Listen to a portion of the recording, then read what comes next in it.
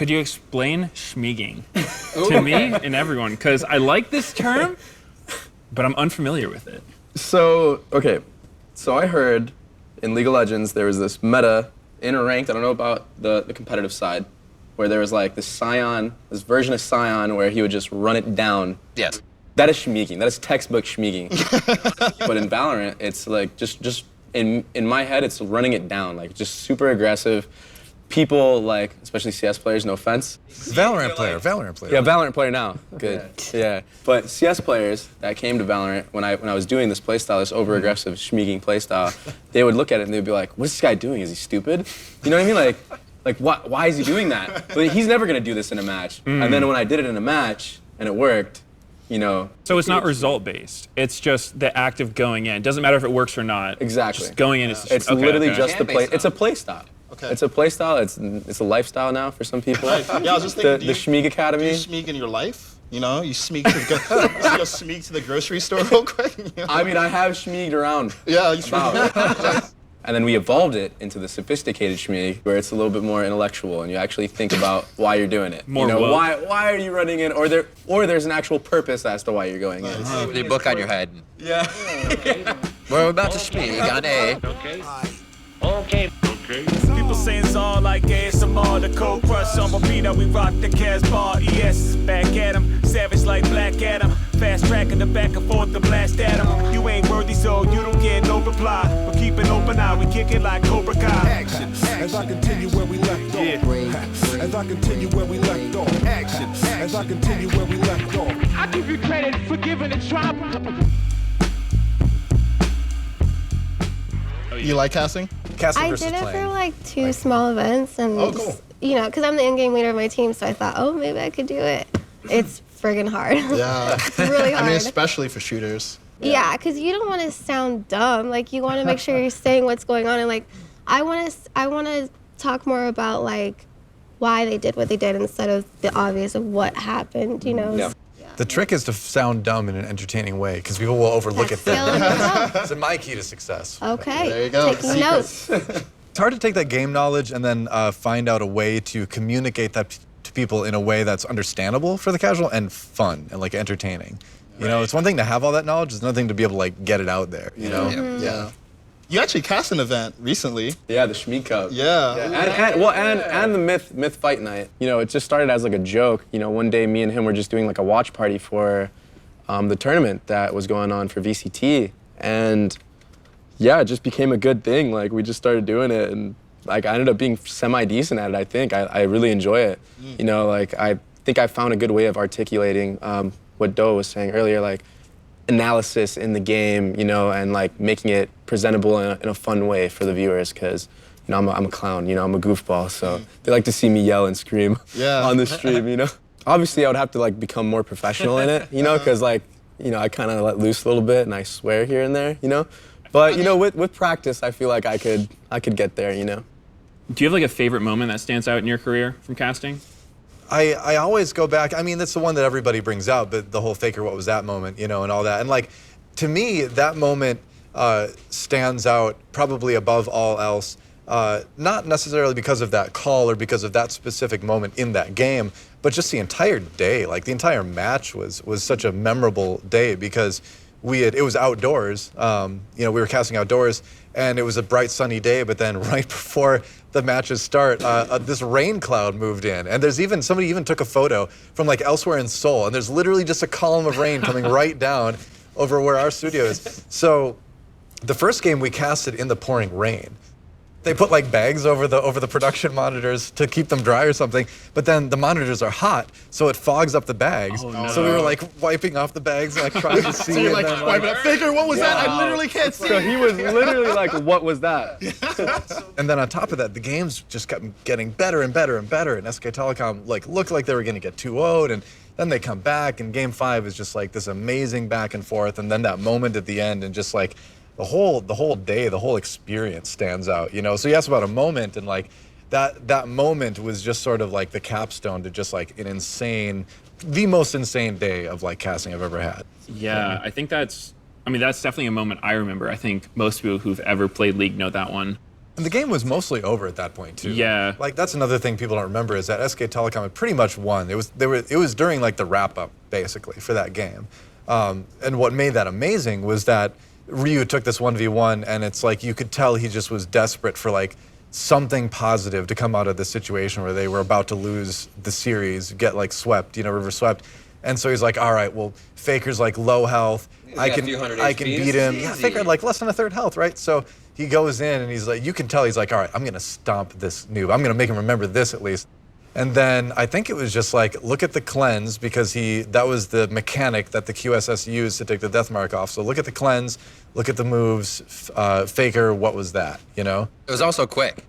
And then that look on his face, I mean, that says it all, It's all downhill from there. It's the agony of defeat. But that's it's one of the great things about esports is like the human element, right? Is the journeys that the players go through. Like that's why we're here as casters in the end, is to tell the stories of the players and get to enjoy watching that. That's the main thing. I played on a team with Ryu, and I know that moment still haunts him to this day. I feel so bad. I love Ryu. He's the nicest guy. Great, yeah. But it's like, if you ever mention Zed, it's like, you just don't.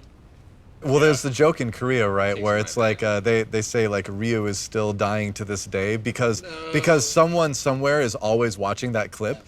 Poor guy. It's like team mode. Do you have a favorite game that you cast, Riv? A favorite game? Absolutely. Yeah. Was it semi or quarter? 2017 SKT Misfits Oh. at Worlds. Easy. That was hype. Easy. I did have an end game call for Misfits. Oh, shit. I remember. If they won the best of 5, If they won the best of 5. Oh no, we were robbed. It was because they had just come from like the promotion tournament, so it was like from promotion to like Kingslayers, but it was more alliteration in there.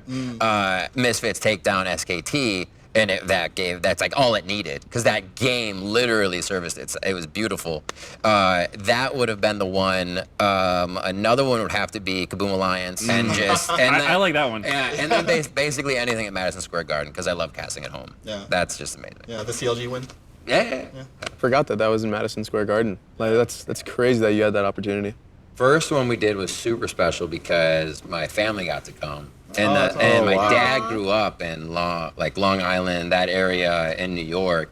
And like the last time he had been there was to see like Zeppelin or something. So then he gets to go watch me deliver Rush, an MVP trophy on stage in front of all these people, and that was pretty surreal. So cool. Isn't That was the pretty weirdest cool. thing though? Like that's always stuck out as like one of the weirdest things in esports is to be on some of these stages and then think about like look at who was there before, who's the last show, and who's going to be the next show.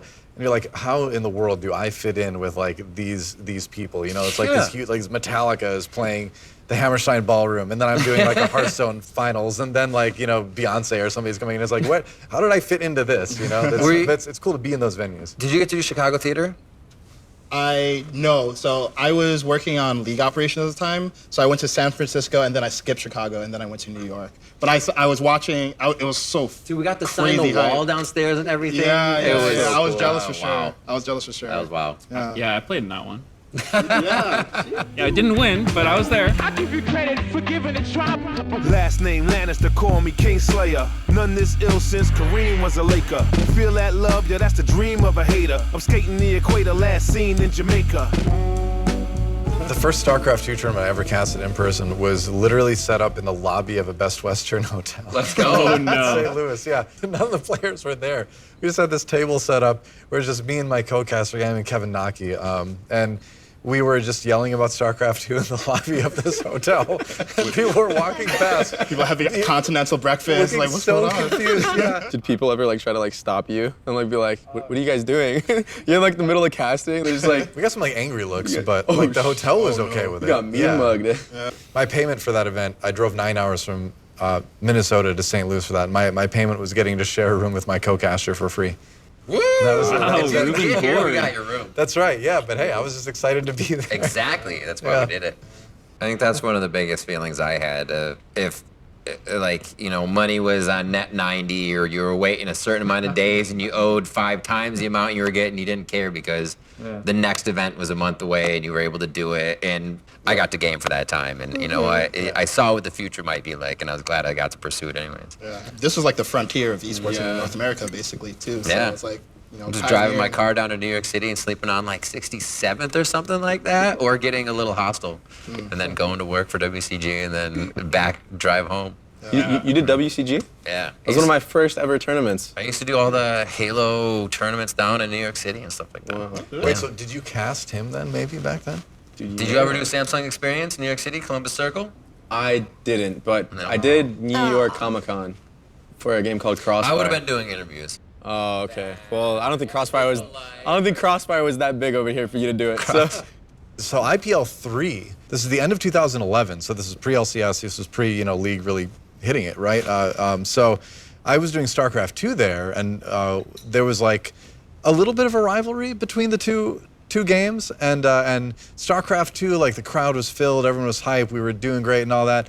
But then I was like, all right, well, I'm gonna go check out the finals for this League of Legends We were tournament. like down the hallway, a little to the No, right. they put the finals in the main room. Yeah. And I went out, and I remember there was like maybe 24 people in the whole audience, and like there were multiple people asleep and stuff, and I was like, it's a League of Legends game. I don't know if this is really gonna catch on. Like it's. Was that the one in Freak's basement? No, that was a different one, Dignitas Chat, Might right? as well have been, yeah. Oh, okay. It's good old IPL 3, yeah. But then IPL 4 League was huge Popping at that off, yeah. point, yeah. Then it was packed. Because we had skin cards. Yeah. I remember coming from the StarCraft community, we had a huge chip on our shoulders about League of Legends. Like, oh, this is a casual game. Dota's okay, but not League, right? I was never on that. I just looked at it objectively, and I was like, there's nobody here for this finals. This game must not be as popular as I thought. But then I didn't have anything against it, because I played it, and I played it and I enjoyed it. But I always thought it was weird that like Team Liquid was like so anti-League of Legends. We're like, no, Dota is our game. Yeah. And that was at the time too, when like League was clearly like doing better overall. Yeah, that was the culture back then. It's like, all right, well, Yeah. Yeah, I forgot about that. Liquid didn't get involved in League for a while. no. They had to make some wasn't some partnership with Curse or something to like. Yeah, they took over Curse. Yeah. To try to break the 4th place curse. Yeah, which they did eventually. Not right away, suppose. but yeah, they did. Took a while, yeah. Did get some dubs. Yeah. You got to make a smooth transition. You can't immediately just like come in and win everything. So, yeah. Well, not everyone can. Yeah. Okay. Yeah. Except this guy right here. Ooh. Emmalee, you've won like 5 world championships or something, right? NCS, yeah. Yeah. Okay. Women's World Championships. That's just so for good. sure. That's 5 world championships. A championship is a championship. Is there like one that stands out to you as your favorite? Probably my first one, which is at ESWC, the Electronic Sports World Cup, which is held in Paris, France. And this was like the tournament of the year at the time. And so I just came back to CS after quitting for a year to go to college to be a nurse. So I was like, I want to go to this tournament. Like, I know I'm good. I'm going to make a good team. I gathered some like local girls. We put in like as much money as we could. We were the only team that went with no sponsors. Flew our way to France, and everyone thought we were going to get dead last at this tournament because we were brand new. And so we kind of shocked everybody by making it to the grand finals, and it was like a euphoric moment. Like literally in the movies, when time slows and like the lights are flashing. And I'm like looking to my left and looking to my right, and then the French crowd in front of us. And I was like, wow, this is something that I want to do for a long time. Heck yeah. So That's a good feeling. Yeah, because we got there from nothing. Like, we used our own money to get there. We're sleeping in a tiny little European hotel room, 6 of us. And One room? yeah, that's what we could afford. That's how you make it work. That's what we could Damn. afford. I ironed on the names on the back of our jerseys, and I was missing an N for one of my teammates' brain names, so I used a Z and like turned it a little. But we made it work, and it doesn't matter, what we have. It's all that matters is how we play in the game. So that's a memory for me. How long were you a pro? Let me do some math real quick. Because it was when I was 15, so it was about like, That's young. yeah. Yeah. How old are you now? I'm 25 now, 26 tomorrow actually. Oh, Really? Let's go. Yeah. So it's like 10, 11 years. Yeah, Yeah. I would say so. Yeah. I mean, it depends though, because I was pro in Crossfire, but I wasn't really getting a lot of money. So because I can also argue like, the time that you can say you started going pro is when you do get that check, right? So it could have been like maybe the start of Overwatch League. Honestly, that could have been like when I'm like pro, like with a salary. But I was like professional in Crossfire. So maybe, maybe that. I don't know. One of those two. Like, when can you say you're officially a professional? I mean, because I was working full-time as a nurse and then also gaming full-time. Okay. For 6 years. So I didn't get signed by Dignitas till 4 years ago. So You like do around while checking their blood pressure? Yeah, exactly. You should have been checking But your blood you pressure. know what? It's really cool because like I worked at a rehab. So I was helping people that were struggling with like addiction.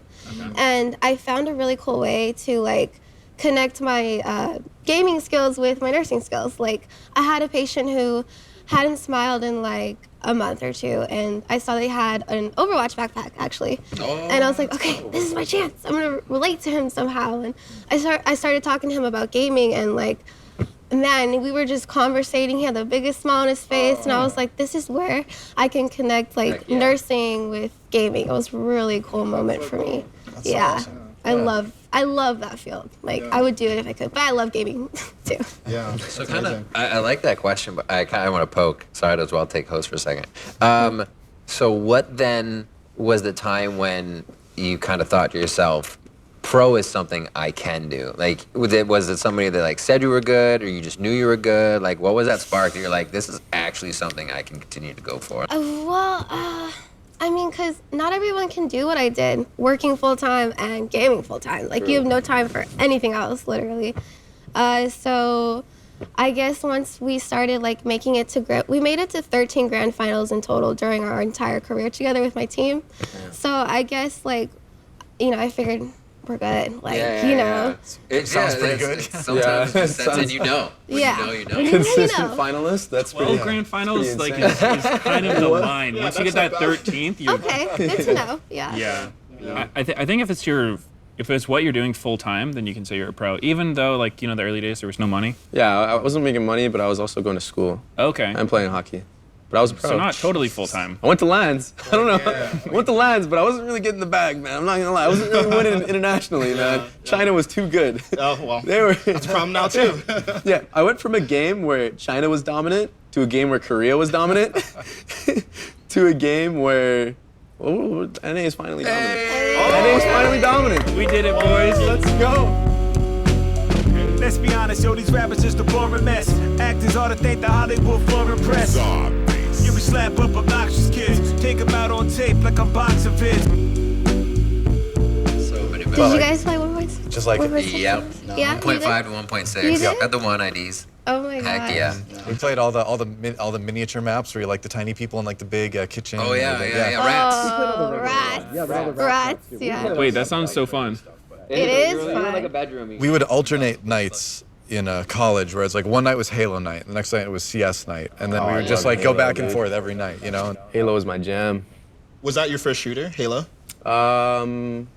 Ooh, that's a good question. Yeah, I think it was actually. Yeah. I think it was Halo 1 was like the first ever shooter. I remember my dad got like the original Xbox, which like looked like a brick. Yeah, Like, the it was big like- black one. Dude, yeah. The controllers. Freaking It was huge, crazy. dude. Yeah. And like he got it for himself, but like I was playing on it. Nice. And like I saw Master Chief for the first time, I was like, I thought he was the coolest guy ever. The story I in was like, that this is game my was so idol. good. The story in Halo 1 was Yeah, really good. yeah, that but- ending where you like jump off. On Yeah. Spoilers. Yeah. Oh. Yeah, hold on. You jumped Sorry, in the guys. end. Edit that out. Can you even play Halo 1 anymore? Like, Yeah, you've got for Master sure. Chief all over they the place. did the Master Chief remastered Collection thing, on. right? You can play it Yeah. on Steam. You can play it on Xbox. Yeah, a lot of stuff. Yeah. What kind of role do you have within your team? Are you like in-game leader, hype guy, morale? I'm definitely the hype, morale, get in there type of guy. I Nice. play Jet. Really? Yeah, Yeah, I'm that the doesn't surprise Jet. me at all. I'm the Jet. I go in first. Like when I see my teammates playing scared, like I'm not an IGL, but like when I see them playing scared, I kind of alpha up. I'm like, yo, like why are you guys scared of these guys? Nice. Like, because at the end of the day, it is just a video game, right? So if you're too scared to do something, like you're never gonna be that person that makes like that crazy play that everybody like saw, or like that clutch, because when you start losing rounds. You start choking kind of, and you don't want to play as aggressive and stuff like that. So that's the type of person I am. I'm like, dude, no matter what, win or lose, I'm getting in there. Like I'm gonna play the same exact way no matter what. That's awesome. And I'm gonna test my boundaries. If a team punishes me, I'll know, okay, maybe I do have to like just chill out a little bit. But for the most part, like especially with the choking thing, people in other matches, once you start getting those rounds going, it's just like they fold, and you see it, and you're like, I never want to be like that. So. So yeah, I try to keep the team up, you know, not get down when we're losing, and to always like not play like a little cat, you know. Yeah. You actually you cast like a little cat. I like that. Yeah. That was very good. Like as a player, I guess as a pro player, you really have to, especially a leader. Like you can't get sad or mad if you're losing or losing a dumb round. Like you have to be the heart of your team and like switch it over for everybody. So That's hard. it's really hard. It is, but I mean, it's so worth it. It's so worth it once you lift that trophy. Oh yeah, definitely. I mean, just not getting sad or mad, that's the hard part. Yeah. It's one of the things I can imagine, but couldn't imagine like fully putting myself in that spot. The moment you're making calls in a game, and you're like, okay, that didn't work. All right, we got a second round strat, or we got a mid round. Oh, that didn't work. You're just like, well, I don't really want to do a damn thing anymore, actually. Anybody else want to make a call? Anybody else want to? But that's your job. Like you, that Yeah. is such a strenuous thing too. When everybody's like, well, that didn't work, coach, but we're ready to hear what's next, and you're like, Sometimes that's it. Like it's just at the end of the day, you did all your playbooks, and it just comes down Yeah. to your aim. Like you just gotta hit your shots, you know. League has a bit of a like ageism, right? Like a bias against people who are older, because it's like, oh, like you're not as good now. I'm curious because we have like shooting game players and we have mobile players. Well, I want to get your take. It's the trollest thing because like I'm definitely, you know, I hear it all the time because I'm used to when I started playing League, I was like 19, you know, I was the young guy and everyone else was the boomer. And now I'm the boomer. What happened? Everyone wants to believe that it's like, if you're older than 16, like your body doesn't work anymore, or something like that. And it's really troll. I feel like mostly it's just orgs that want to like super underpay their players, so they just get the guy who's like never been on a team before. But in reality, I don't see why there's any reason why someone can't keep playing like well into their 30s or later, because you look at pro sports, which are way more physically taxing than League. Yeah. People are doing that well into their 40s. And I mean, you could argue that like with pro sports, you know, it's not as much like, you know, high precision stuff, but I mean, there's also surgeons who do it way later than that.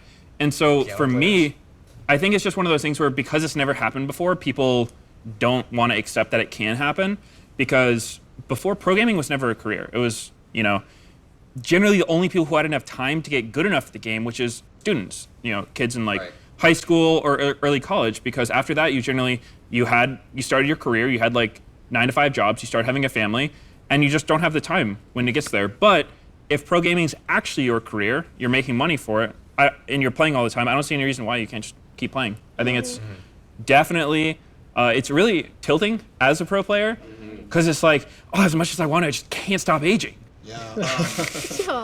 I think we're going to see that with the current generation. I think they're just going to keep being able to play. Like, I remember there was the Teddy quote about Faker where he's like, you know, if Faker says he can keep playing, then I believe him, kind of thing.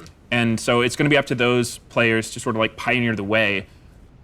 Also, as you get older, like you get more experience, you get more pattern recognition, you regulate your emotions better under pressure. So there should be actually benefits that come with age that are probably getting undervalued. If you think about it on the casting side too, though, as far as the age thing goes, like people start asking you, you know, over time, like, you know, how long are you gonna do this casting thing? You're getting kind of, I'm like, what are you talking about? Have you watched football or something lately? That's like casting.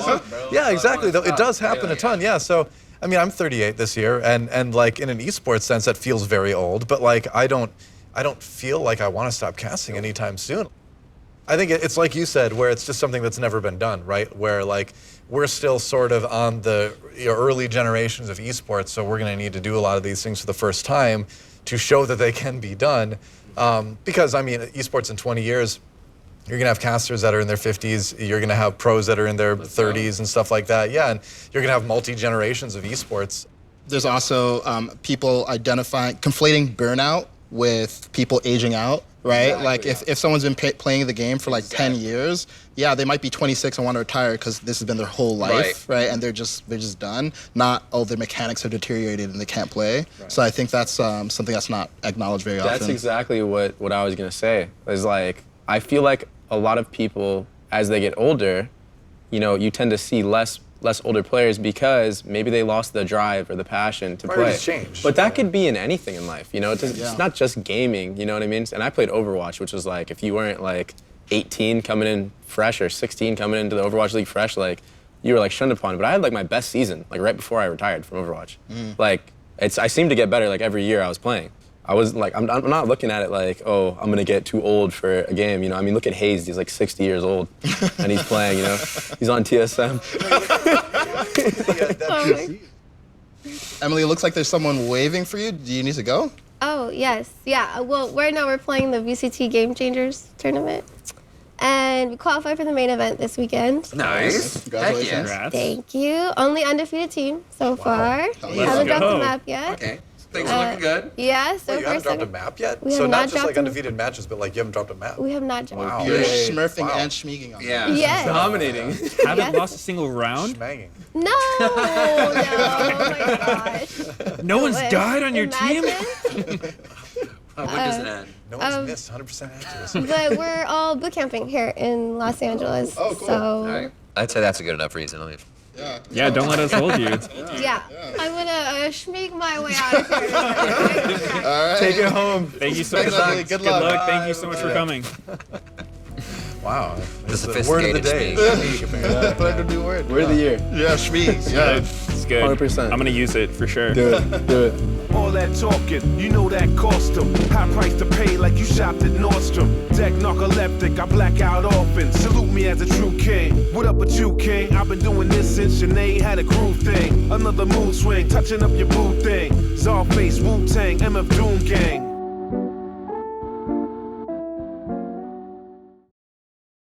No Faker, maybe in trouble here. Deathmark tries to clean it up for Ryu. Oh, look at the cleanse, look at the moves. Faker, what was that?